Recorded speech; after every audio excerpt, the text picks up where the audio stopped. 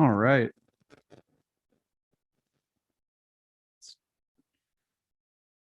Ready to go.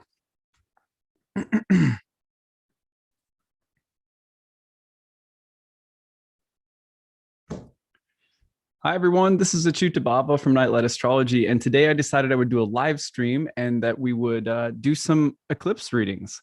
So I'm going to take some live chart examples here in a little bit.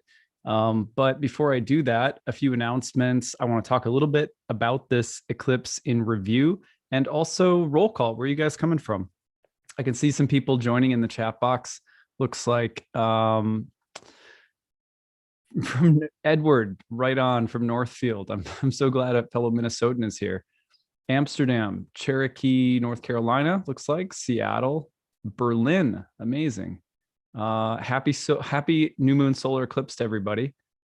From England, from India, Ann Arbor. Wow, lots of places checking in. Jerusalem, wow, and Texas, India, New Mexico, Richmond, Colorado Springs, India, Romania, Estonia, Alabama, South Africa, Spain, Denmark. Wow, that's crazy. Cambodia. Wow, that's amazing. Well, I hope you guys are doing well today. It's solar eclipse day in the sign of Gemini. And what I want to do is just review a few of the details about this eclipse that I think are important. A few that I haven't mentioned yet, including an anticia that's present today, which a number of people emailed me about. They're like, "Are you going to talk about the anticia?" And I was like, "Yes, yes." And the honest truth is that I didn't see it. The first, I think, video or two that I did in the eclipse, I wasn't even looking at it, and then I saw it, and it seemed like a synchronicity where I saw it, and within probably the same day that I saw it, I received like 4 or 5 emails from people being like, "Whoa, there's an anticia." I was like, I guess we're all just sort of realizing it at once. But at any rate, I'm going to put the chart up on the screen, talk a little bit about the anticia that's forming, remind people about a few details regarding this eclipse. And then I'd like to take some chart examples from all of you, just to demonstrate, a few tips for reading the eclipses in your chart, and also, just to give general advice on, how to interpret eclipses in general. So we'll do that. But before I do, I want to remind everybody my new class, Ancient Astrology for the Modern Mystic, starts on Sunday. So my classes, you have just a few days left to register. You can go to the courses page on my website, nightlightastrology.com, and you can click on the first year program, first year course, scroll down to learn everything about it. It's about 100 hours worth of live webinar content. There's interactive group forum discussions with a staff of tutors, some of my best students that are there to help you. You can be in email contact with me throughout the year with questions as well. We have breakout study sessions led by some of my staff to help you integrate and ask questions. So you know how it's easy when you're taking an online classroom. It's a little impersonal. There's a lot of people in an online classroom. You can feel lost in the shuffle. So we do everything we can to make sure that the class is as personal as possible. There's a lot of bonus content. There's optional homework. There's guided, reading and quizzes and flashcards. And I mean, there's about as much or as little as you want to do in this program. People who just sometimes follow along with the lectures. Other times people are going to, do all of the additional bonus material, attend all of the breakout study sessions. So, it's really there for you to go as deeply with it as you'd like to. Remember that there is a number of payment option plans. The payment plan option, there's a 12-month payment plan. There's tuition assistance for people in need. Our early bird payment ends on Sunday. So if you sign up before the start of class, you can get $500 off if you pay in full. Otherwise, we close down registration on Sunday in general. So you'd be signing up for the November program at that point. So you literally have, just about three more days or so to sign up if you want to. And then we offer the program twice yearly. Once again, at the very end of the year, November, another cohort starts up. So my horary class, my second year program, they also start in June. Mostly, it's my alumni of year one that are taking those programs, so I don't advertise them as much publicly. Anyway, so that's a little bit about what's going on with me. You guys, most of you are familiar with that. I've been promoting it for usually about a month before the program starts. I give a little pitch at the beginning of each of my talks. And thank you guys for allowing me to do that, because I really appreciate it. And okay, so here's the chart on the screen. I want to just visit a few of the details about this eclipse before we dive into, actual delineation with some live charts. So first of all, let me just, here we go. I don't know why my clock is set to New York City right now, but here's the eclipse. Just happened. The eclipse is just perfected. We are going to see Mercury move through a cazimi with the sun. If you watched yesterday, I did a video on the meaning of cazimi, combustion, and conjunction, and some of the differences. But as we see, if I just move forward one day, you're going to see that by tomorrow, just watch that movement of Mercury in the 10th house with the sun. Watch this planet right here, and watch how it's at 20 right now, and it's going to cross over the sun and go to the other side by tomorrow. See that? So that movement means that Mercury is moving through the heart of the sun, and it's doing so, right on the heels of the solar eclipse. You can see the moon has just separated from the sun. They're both in proximity of one of the nodes of the moon, the north node. So yeah, we're seeing this eclipse. And I have a funny story to tell you guys about the eclipse before I go on with a few more details. So classic Mercury retrograde type of story, but also that kind of combustion cazimi type of space. I'm not sure about the cazimi, but definitely the solar eclipse space was a part of this. So I went yesterday I had to go to the computer store because I was having some problems with my new monitors that I got. I think I've been telling you guys, I kind of redid my office, and I got, for the first time, I got two dual monitors, and it's super helpful, by the way, if you've ever used one of them. If you've ever used this kind of setup, if you're someone who has a lot of things open at once, man, it's a revelation for me. But anyway, so there were some problems with the monitors, and I couldn't figure it out. I called the help center, like 4 times. It's so Mercury retrograde. So I go into the computer store yesterday, and I swap out the monitors. I come home, I set up the new monitors. I, make sure that they're working. They seem to be working okay. Then I take back the old monitors. I'm in line, and I had talked to like all the, the big shot experts, and the checkout guy, who must have been like 17 years old or something like that. The checkout guy says, well, what was wrong with your monitors? And I described it to him, and he goes, what kind of computer do you have? And I told him, and he was like, oh yeah, that happens all the time. Are you using it for video gaming? And I was like, I do not video game, and he was like, yeah, that's probably why, because there's this feature that's not really compatible between the type of computer you have and the type of screens that you have. And if you go into this one display option and turn this thing off, it'll stop doing that. He's like, I've had that happen to me before too. And I was like, So I get home, and even though I've got new monitors that apparently I didn't need because it was as simple as changing a setting in the monitor, I changed the setting in the monitor, and sure enough, problem's gone. So I thought that was just a classic Mercury retrograde story. But the thing that was so interesting about it is that there was this this very one of the things, if you heard me talk in my combustion cazimi talk, is that when Mercury is in its own sign, Mercury is protected from the rays of the sun. And so there was this feeling of like protection and empowerment. And if you heard me talk about the eclipses, I said there might be a special message that comes your way, or something that happens that can help turn the tide, because Mercury is going to go through this conjunction with the sun, but it's protected because it's in its own domicile. Not only that, but as I'll explain in a minute, there's also an applying anticia between Mercury and Venus right now, a goddess of good fortune. So I just thought it was funny that this landed in my second. I'm a Taurus rising, so this landed in my second house, a place of possessions, money, resources, purchases. So I had bought something, a resource for my office, a digital technical kind of resource for my office, some computer screens.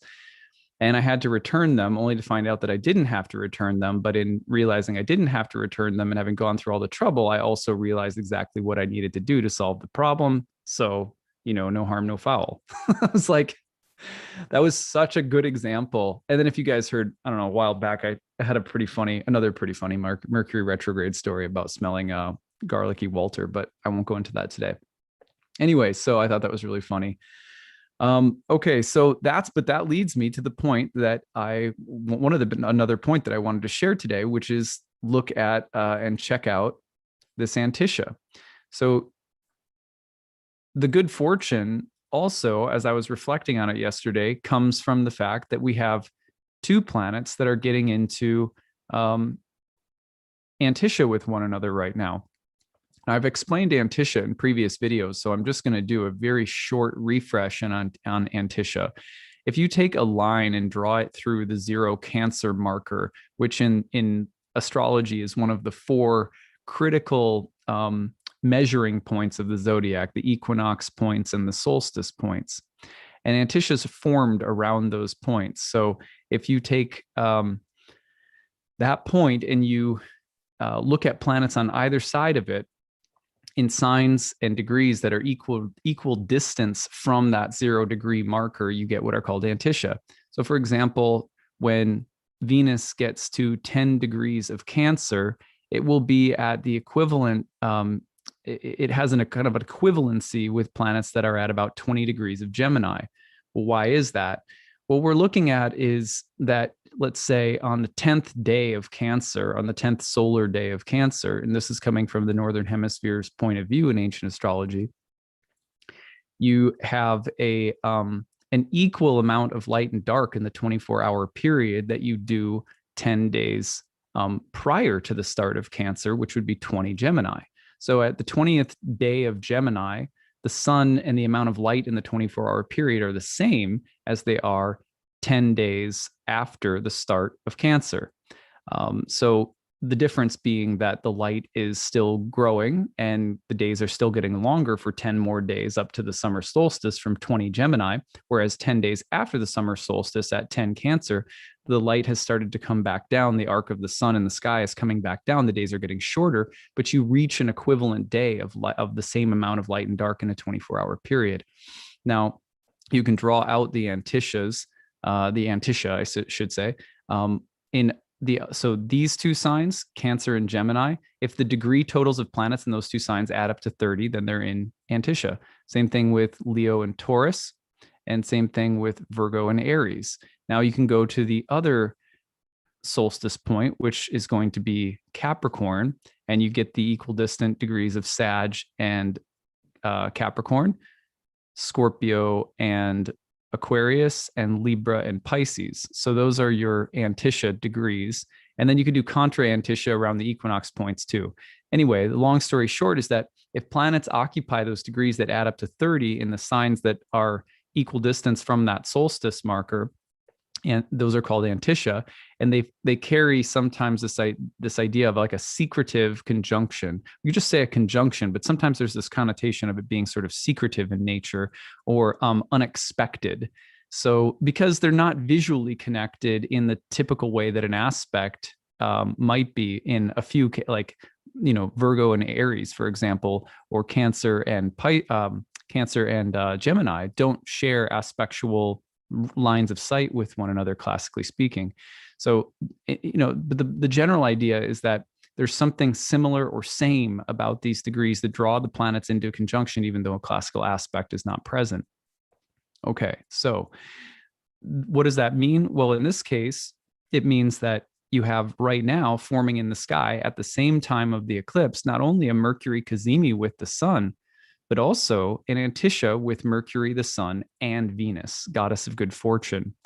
So I really like this eclipse. I was feeling good about this eclipse already because you've got Mercury protected from the beams of the sun. You've got Mercury in its own, Mercury in its own domicile. You've got Mercury going into cazimi with the sun right after the eclipse. It's a north node eclipse. Generally speaking, in worldly terms, the north node eclipses often bring benefits and gains, materially, success in business, or, people do better in their professional lives. And, north node eclipses tend to be about gain and increase. South node eclipses tend to be a little bit more otherworldly. So at any rate, just generally speaking, I had already liked this eclipse, and then I noticed the anticia. And then, like I said, right around the time I noticed the anticia, I also got flooded by emails across all my social media platforms and my personal email inbox. Like I think it was 5 or 6 of them, and they were all like, "Are you going to talk about the anticia from Venus?" And I was like, "Yeah, it's probably a good idea." So you can see, in other words, that this eclipse there's the mark of good fortune around it, generally speaking. So I also like that this eclipse has Jupiter in a superior square position to it from its own domicile in Pisces. Feels like a very fertile, growth-oriented eclipse. Now, you don't always see the results of eclipses right away. Like sometimes, you're going to see the seed being planted at a new moon solar eclipse that then grows over the next few months or even half a year. So it doesn't necessarily happen right away or overnight, but the seeds of good things being planted right now that have the potential for gestation, development, etc., I think are there for us. The other thing that I think is very positive is right after this eclipse is over, by tomorrow, that would be June 11th, Mars is finally going to leave Cancer and move into Leo. So Mars is essentially picking up better dignity. The other thing that I find interesting about this eclipse is that it is happening while these planets are pretty close to a square with Neptune, Neptune-Jupiter transits. Maybe it's giving me rose-colored glasses a little bit, that Neptune square, but I get the feeling that there's just the sense of the turning of the turning of the tide, or a shift in momentum. It's a transitional space that we're in right now in a double-bodied sign like Gemini. Eclipses in Gemini often point to transitions in our way of thinking about things, or the kind of technology we're using, or like me as a teacher, the way that I'm teaching, or the reorganization of my curriculum. Or so there's kind of like, Mercury is a goddess of creative chaos. So, deconstructing things, questioning things, breaking things down and building them up, innovating new ideas, original thinking, calling things into question. Do they work? Should they be shifted or modified in some way? And also with Neptune there, I like this idea of there being a kind of imaginative impulse and the desire for something more, the transcendental yearning of Neptune in the midst, and Jupiter there as well, giving us a lot of inspiration. So I've been a fan of this eclipse ever since I started analyzing it about a year ago. And now we're seeing it play out. And I have to say, like, most of my clients, like for the most part, and I just keep track of this, like sort of anecdotally, I just kind of keep track of things, but most of my clients have been saying pretty positive things about this eclipse. It depends on your chart. There's a lot of other things going on right now that are, could be affecting you too, but this is, I would say, by and large, a pretty good eclipse. So, okay, well, that being said, what I'd like to do now is shift our attention to taking some volunteers. So what I want from the specific types of charts that I want to look at are people who have one of the double-bodied signs rising. So that would be Pisces. If you're a Pisces rising, a Gemini rising, a Virgo rising, or a Sagittarius rising. If you have one of those rising signs, I think you'd be a pretty good candidate for the eclipse, doing some eclipse demos, because those are at the top of my list for what tend to create the strongest eclipses. And also, if you have planets specifically in Gemini or in Sagittarius, or Pisces or Virgo, that, any of the double-bodied signs, you have a lot of planets in them, especially your sun, moon, or rising sign. I think that would work really well. So put into your, okay, Savannah, I have to do for Savannah because it's her birthday today. So Savannah, we definitely have to, birthdays are the best days to have a reading, aren't they? So happy birthday. I'm going to put your chart up on the screen and we'll see what we can do. Hold on just a second.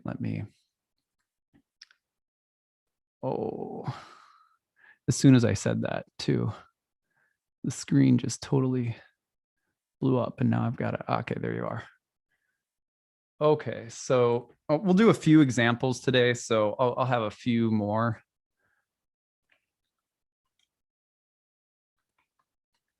Okay, Savannah. So June 10th, 1988. Happy birthday, 7:38 a.m. in Omaha, Nebraska.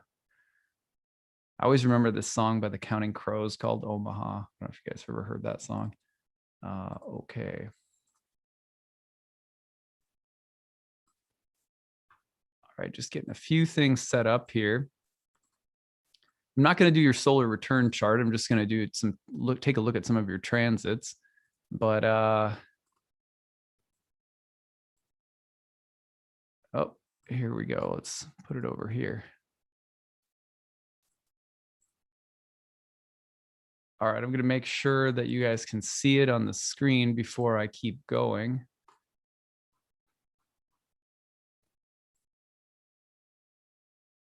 Okay, good. You guys can see it. Okay, so this is Savannah's birth chart. Thank you for letting us take a look at your chart today, Savannah. It's really nice of you. So, okay, first of all, let's take a look at where the eclipse is falling.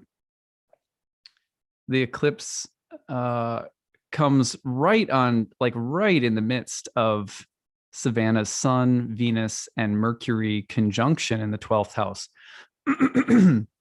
And we're also, it's important to note that stellium there in your 12th house is in the midst of getting a square, especially to Venus and Mercury from Neptune. So transiting Neptune is hitting Savannah's Venus and Mercury right now in her 12th.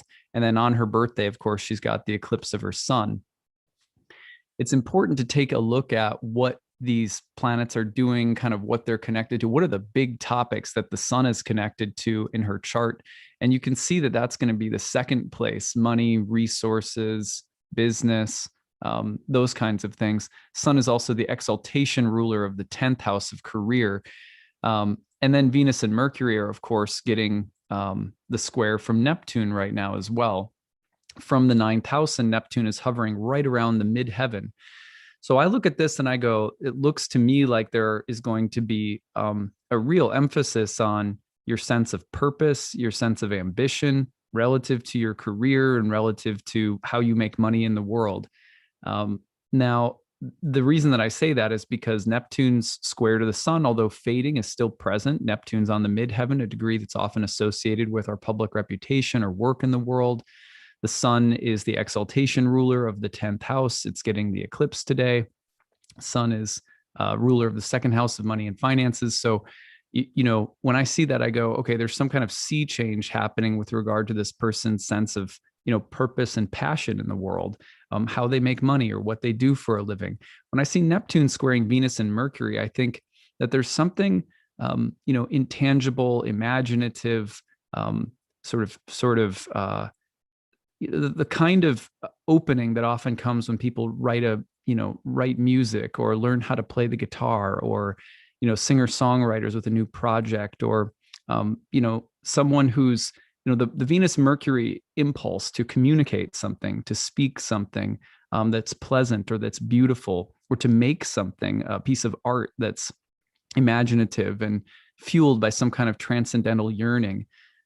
So I get the kind of creative transmission vibe from this chart right now, where Neptune squaring Venus and Mercury, it's calling for something to be transmitted. It's like the muse that shows up and says, "Make this. I need you to make this." So I like that right now in terms of so Savannah's like the big positive that I see in Savannah's chart at the moment would be the potential to communicate something creatively, or for there to be a kind of Neptunian transmission that's both intellectual, communicative, technical or technological, artistic, aesthetically pleasing. Maybe there's something about communication and relationships that's being addressed right now through Mercury and Venus. Maybe the subject of your beliefs or your guiding beliefs or ideals or spiritual inclinations are coming up within the context of meaningful relationships. And I say that because Neptune in the 9th house will often address our guiding beliefs, our sense of mission or purpose in life philosophically. And if that's getting infused into Mercury and Venus, you think about the way that shows up in close relationships. And if that's something you're able to share or not intellectually with, say, a partner or with friends. Venus, of course, also the dispositor of your moon and Jupiter in the 11th house of friends and groups. Is there some kind of creative collaboration or group experience that you are having right now, or that you're looking for? Is there something new opening up around subjects of higher learning or faith or friendships and creativity? So those are the kinds of themes that come up potentially with Neptune squaring Mercury and Venus. And then again, the eclipse on the sun at the same time suggests to me that all of these themes are coming together to address life purpose and ambitions professionally, and addressing things like, how am I going to make money in the world? Are you trying to cultivate new skills right now? Is there some kind of sea change happening in your career? Now, the 12th house, the 12th house can be challenging around some of this. Some of the difficult things that could come up with the 12th house sun placement would be, for example, any difficult karma around relationships, because Venus in the 12th can be a little hard on relationships. So that those are friendships or intimate relationships. A little bit of difficult karma around authority figures, or even one's father, with the sun being eclipsed in the 12th. The other thing that could come up would be, self-destructive habits or patterns, those things that exist in our blind spots. The Gemini, Venus, Mercury in the 12th, for example, can be a little mischievous, or it can be, you have to be careful that you're not allowing destructive people or energies or patterns to undermine you somehow. And with Neptune present there, it could be it could be like a call for healing for people who drink too much or spend too much, or there's something a little bit frivolous about the way that you handle your mental energy. So, some call to rein it in and get healthier, be careful about those things that exist in your blind spots, people or things that undermine you. Issues around father or authority figures. And then maybe some challenges in relationships. Those are the kinds of things that Neptune, pointing to those three planets in the 12th house, as well as the eclipse on the sun in the 12th, could represent. Now, more broadly speaking, when it comes to your sense of purpose, a sun in the 12th house sometimes feels obscured. Sometimes it's like, am I seen? Are my skills or my abilities like recognized and appreciated in the world? Do I know what I want to do with my life? Do I feel like a clear sense of mission and purpose? Sometimes there's, the 12th house was called Metacosmios, and you have a lot of planets in the 12th, the 9th, and the 6th, all places that were called Metacosmios, which means like a liminal world, like a world between worlds. So, this idea of not being as tethered to the world, sometimes that's going to translate with the sun ruling your second house into trouble making money, or trouble with careers, like really sticking or unrealistic ideas or expectations about, your career trajectory. So be careful not to, I would just say be careful not to let almost like fantasies about work and money and so forth take over either. This would be a great, I could see people quitting their job to write a book, the next great American novel, and people will come into readings with me like, should I do that? And if I'm like, well, I'm not here to tell you what you should or shouldn't do necessarily, but I would be careful, because while Neptune may be, squaring Venus and Mercury, and you got an eclipse on your sun, and you're feeling like this creative transmission is coming through, it may not pay the bills. So that can come with Neptune, that can come with the sun in the 12th house. I have some friends who have, 12th house suns, and, sometimes they're like perpetual nomads, world travelers, expats. So you do have to be realistic in the process of this eclipse right now as well. Well, Savannah, thank you. This is just a little off the cuff, but hopefully that was enjoyable and useful to you. Hold on just a sec.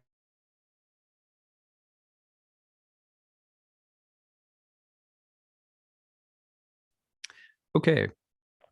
So I am going to take another, I'd like for someone who has, okay, Heather Stealth on Health. We're going to take Heather Stealth on Health, which is the next one that I saw pop up in the chat box. Heather says that she's a Pisces rising, which is really good for this particular eclipse, and you'll see why in just a second. Let me just.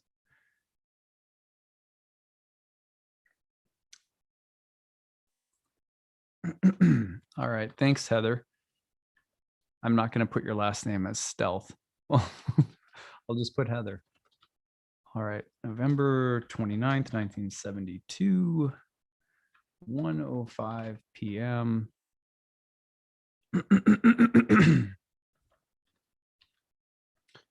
Oh, but there's one problem, Heather. You didn't give me the city. You just gave me the state. So Heather, if you could write in the city that you were born in, I can do this for you. Excuse me. Let's see. I wonder if Heather's there still.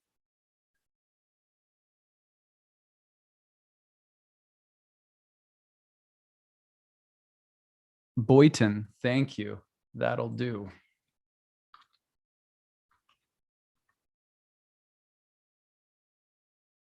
Boynton. Oh, Boynton Beach. Okay, I see.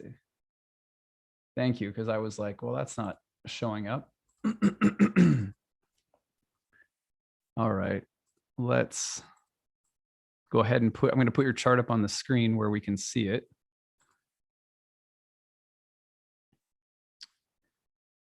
Okay. Let me just make sure that everyone can see it on the screen before I.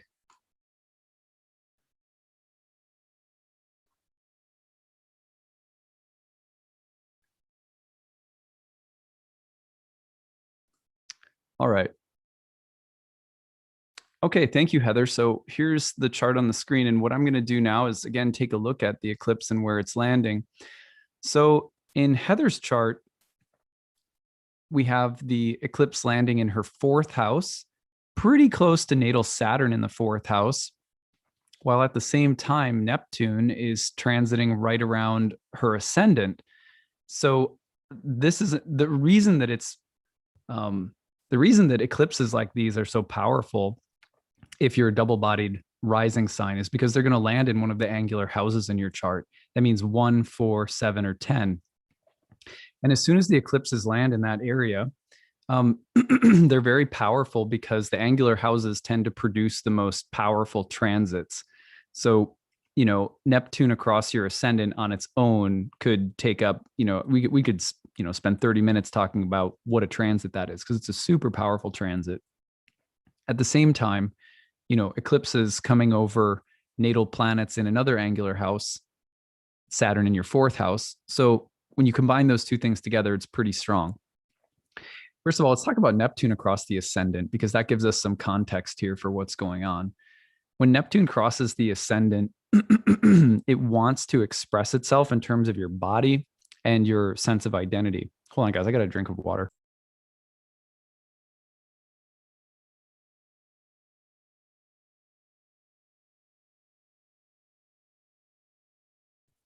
Okay. So when Neptune crosses over the ascendant, it's super powerful because it wants to express itself in terms of, an incorporation into body, into mind, into your appearance, into your sense of identity. The 1st house in Indian astrology is often compared to one's dharma. So it's a kind of a sacred sense of duty that you're bound to. Could be like, that you're born into a merchant class, or that you're born into a scholarly, family or something like that. But when you look at the ascendant, you get a sense of what this person is bound by, what sort of determines their character. Now, you're looking at the Piscean archetype. So you can talk about Pisces, you could talk about Jupiter in Capricorn in your 11th house. And when a planet travels across that ascendant degree, it's as though there's a major revolution in terms of the character development in the plot line of your life, or in the movie of your life. If your life is like a book or a play, it's a critical moment of introspection, or of critical moment of character evolution in the storyline. So it's a very existential transits across the ascendant. Sometimes that happens because of the way that those transits affect your body or your mind or your psychological outlook. Other times it's very physical. It can be like people that are going to have a radical wardrobe change or a name change. For example, Uranus When Uranus ingressed into my first house, I began the process of initiation, which eventually changed my name. I took initiation and received the name Achyuta. So critical changes in terms of identity, character, body, appearance, which comes along with a changing sense of purpose in the world, a changing sense of life direction when planets cross the ascendant. Planets cross the ascendant all year long, but when slow moving planets that take a long time to move through a sign, when they cross your ascendant, a little bit different. For the next year and a half, you'll have Neptune hovering around this ascendant degree, asking for incorporation. So what does that mean? Well, the timeless, the imaginative, the subtle, the emotional, the romantic, the dreamy, the otherworldly, the mystical, as well as anything potentially sort of delusional or illusory, fantastical, ungrounded, porous, lacking boundaries. Any of those kinds of energies, positive or negative, will demand incorporation into your sense of identity, character, body, appearance, etc. So that's a huge transit happening on its own. Now, at the same time that Neptune is perfecting its first conjunction with your ascendant, I don't think it might be a little short by the minute, but by degree it's there. At the exact same time, you have an eclipse over Saturn in your fourth house, the house of home environment, family, roots, parents, foundation, land. So, a solar eclipse will typically introduce a new beginning, a new chapter of some kind.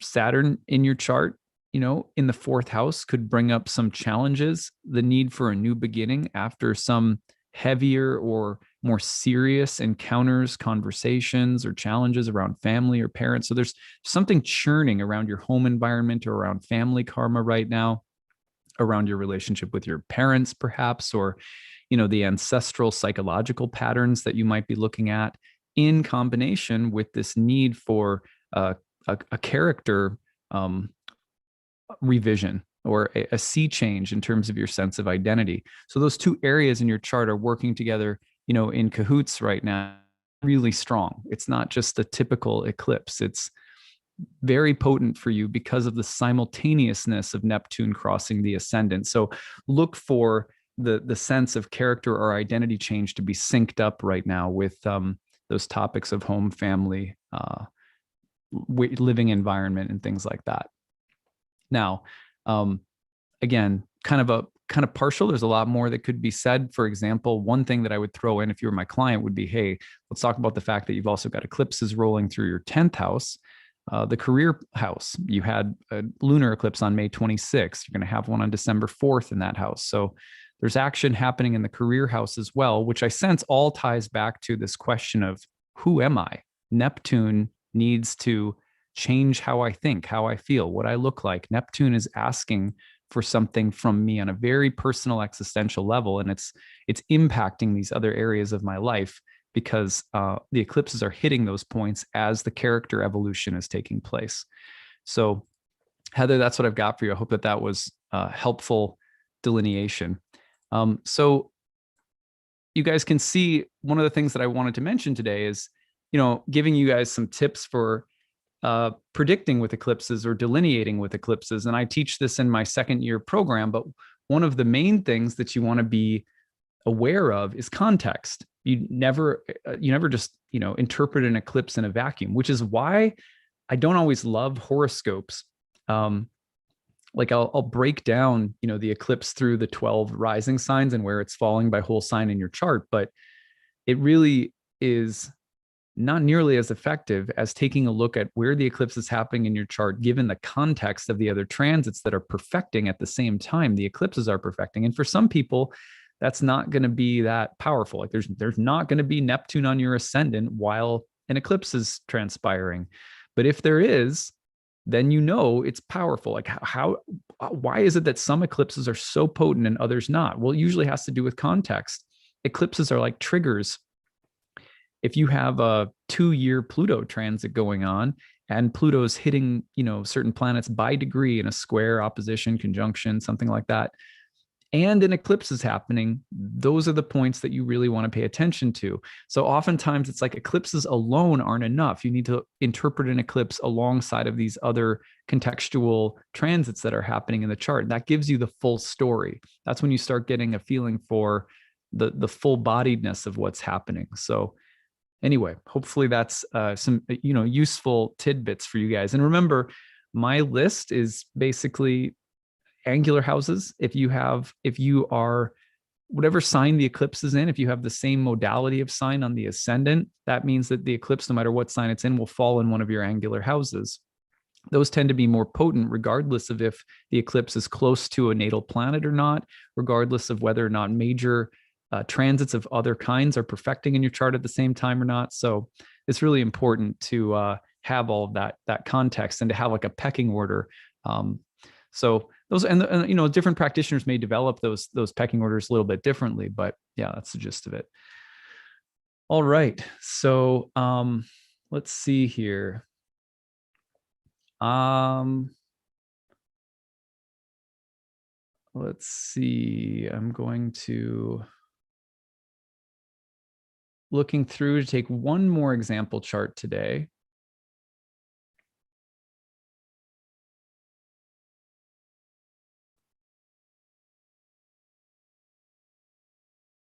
Just looking through, a lot of people offering stuff. It's gonna find one that I think will really click.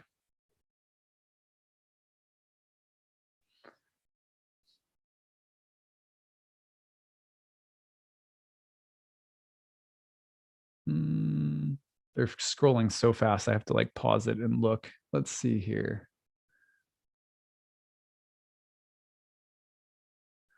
I think we will do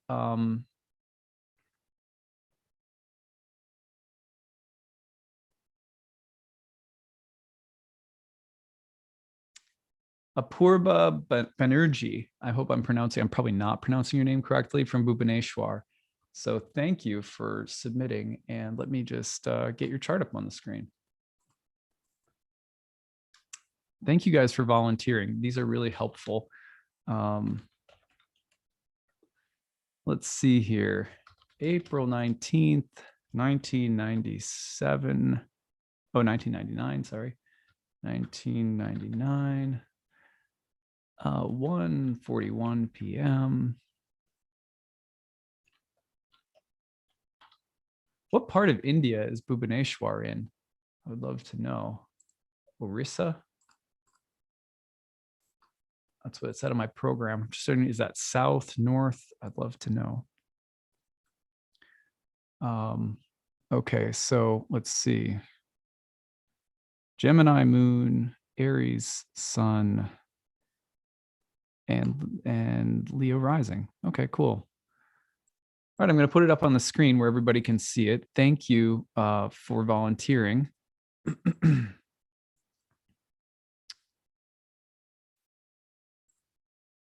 Okay, let me just make sure that you guys can see it.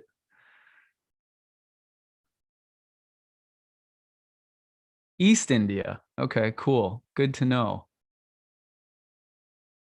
Okay, can you all see her chart on the screen? Yes, I think you can now. Good. Okay, so yeah, I know people just people bomb the chat. I know it's annoying, but that seems to have, like, I've been on a number of different forums, and it seems to unleash it's like everyone gets crazy in chat boxes. Okay, anyway, but you guys are the best chat box audience of all time. So I'm not talking about you guys. Okay, so let's see here. All right, so for Apoorba, the eclipse is happening in her 11th house, right around the 20th degree. So it's not closely hitting any planets, but you do have the moon and Venus in Gemini in the 11th. So it is a more potent eclipse because you have a couple of planets in the sign of the eclipse. It's another measuring stick. Are the eclipses in angular houses? That's a good one. Are the eclipses in a sign where you have natal planets? Even if they're not hitting the planets by degree, that's going to be more powerful. So another good consideration here. Now, Apoorba has the Venus moon dynamic in the 11th house. Now, that was a place that was called the joy of Jupiter and the house of friends, the house of allies, colleagues, benefactors, or people that are there to help you somehow, especially with your professional ambitions or aspirations. It can also refer to any kinds of groups of people that you belong to that are like-minded or that share similar beliefs or ideologies, religious community, or even friends that, largely speaking, have similar goals or values or ambitions. They aim at a similar looking future. And typically this is a place where, when you have the moon and Venus, there's going to be, for example, sometimes there's going to be a big family with lots of girls or sisters or women. Sometimes there's going to be a large network of women, so it's very feminine, moon and Venus in the 11th. You often see, like, I actually knew someone with this placement who worked for Martha Stewart. It's like a like working for a powerful woman, or being in a network of people who deal with home furnishing. So it's like, it can be very feminine, goddess type of stuff that somehow dictates who or what you associate with in your career, especially because Venus in this case is the ruler of your 10th house and midheaven. So I would look for changing dynamics around your social life, around women, sisters, mothers, somehow the industry that you're in, if it has anything to do with moon, Venus kinds of things, for there to be significant changes in that environment. New people or new colleagues or new allies coming into your life come to my mind, as well as the potential for there to be significant changes in your values socially. Well, I don't really value this group any longer, or there's some friendships I maybe need to not burn bridges or, get into fights with people, but maybe let go of in terms of the amount of time or energy I give to certain relationships, reprioritizing, my relationships in another area of my life. I would also think of this as a time where new community could be coming into your life, spiritually or religiously. The reason for that is look at the context. Remember, context is everything for the eclipse. What's happening in the next year of Apoorba's life? Pluto is perfecting a square to her sun, which is her ascendant ruler, and it is in the 9th house along with Jupiter and Mercury. Are there going to be new people coming into your life, new communities that are based in learning or academics or spirituality, or, are they international? Will you be traveling somewhere?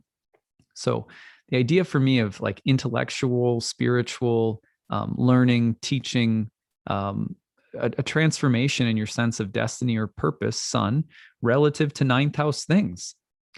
And that's happening in the next year or so of your life. It's going to be really a strong transformation. And you see that happening right on the heels of an eclipse in the 11th, where you have moon and Venus. I've got to think, a change of a purpose, spiritual, intellectual, again, maybe international, or some element of people from other parts of the world. And then it's touching into community and friendships and social dynamics at the same time. Could I see you marrying or falling in love with someone from another part of the world, or that you meet somehow through some kind of educational setting or spiritual setting? Yeah, could see something like that. Could also see there being an importance between family, friendships, maybe key like marriage or key relationships in your life that are much more personal, and the overlap between faith or beliefs. Part of the reason that I say that is also because right now, you have Saturn hovering around in your 7th house of relationships. There's like a lot of weighty things happening in your life around key relationships. I see Saturn in the 7th sometimes when people get married or divorced, like more serious, weighty choices, big crossroad in a person's life around marriage and relationships. But also when you're just getting more serious, or you're having to make difficult choices about who you want to be or how you want to show up in the world, Saturn in the 7th will be like, hey, there's choices I have to make here that not everyone is going to like or approve of socially. Saturn is an outsider. Saturn is an outcast. Saturn in the 7th can coincide with someone saying, you know what, I'm going to do something that's off the beaten trail a little bit, and it has social ramifications in my life, or my spouse doesn't like it, or I have to make a hard choice about whether my values are completely aligned with someone that I'm dating. But that kind of the heaviness of the social the social context of Saturn in the 7th with the eclipse in the 11th. Both houses have a lot to do with our relationships. And then you see that the sun in the 9th is getting pressed by Pluto. So to me, it looks like a moment of like purpose and identity transformation relative to changing beliefs, learning, and then there's questions about who are the right people to have in your life around all of this. So that's the landscape. That's the just kind of painting with some broad strokes here, but that's the gist of what I'm seeing in your chart. If you go down the line a little bit, there's been since May of 2018, Apoorba, you've had Uranus enter your 10th house of career and go over Saturn in that house. And it will, it's not really going to culminate over the midheaven in your chart until about 2025. So there could be a longer, slower process of evolution in your life that's going to take a little bit, maybe all the way until about 2025. But the idea that I'm picking up on here is like you're trying to make some significant changes in life direction that may alienate you from certain kinds of people or other groups. There's hard choices around some of this stuff, but the need for freedom, innovation, change, that's present in a number of different places. Uranus in the 10th, working its way through your 10th right now. Pluto coming up to square the sun in the 9th. So those are big demands for change in your life. They're very, very much based around learning or changing the direction of your beliefs and convictions about why you're here, about what life is all about. So that 9th house is, so much about higher learning. Okay, so now again, go back one last time to the context of the eclipse happening in your 11th. New people, new relationships, new communities opening up around you to support that or in direct relationship to those changes. That's how I would read this eclipse. Okay, so hopefully this gives you some idea. Usually I like more, obviously when I'm doing readings for people, I like to prepare a little bit more than just doing it off the cuff, but it can be fun to do it off the cuff and just give you guys some tips and let you see, how my brain just kind of works rapid fire without any preparation. In a sense, the message that I hope everybody picked up on in today's video was how important context is. It's not just an eclipse. Is the eclipse hitting any planets? Is the eclipse in an angular house? If not, is it co-present with other planets in the same sign? What are the other major transits perfecting at the same time? Connect that contextual area of the chart with the area of the chart that the eclipse is happening in, and you get a story. And, that's how I've had the most success in terms of, accurately predicting what kinds of things are going to happen in a person's life. And then from there, in a session, of course, you can start having a really meaningful conversation with someone, which I'm obviously not able to do with our volunteers today. But the second part of this is once you do this work, then you can open up some heart space to actually process and start to work through those themes. And, if you're an astrologer working with someone, that's really what will bring a client back in the future is, are you able to create a meaningful connection once you've opened up the karmic field? It's like, okay, well, this is where the karma is coming through. This is what's likely to happen. Now let's talk about it. How are you feeling? Because if a person can feel awake and a conscious participant within the energies that you're describing, that's when people start to make real progress in life and really start to feel more awake, and their highest self has to start showing up to make sure that they stay awake. So that's why we do all of this. All right, so that's what I've got for today. I want to say thank you to Apoorba, to all of our clients today, to Heather and Savannah. Happy birthday again, Savannah. Apoorba from all the way from India. So really appreciate you guys. Remember, my new class starts on Sunday. There's just a couple more days to register. Check it out at nightlightastrology.com. If you have any questions about my courses, feel free to email me, info@nightlightastrology.com. Thank you guys for tuning in, and we will be together for a little bit more content tomorrow. All right, well, take it easy, everyone. Happy Eclipse Day. Bye.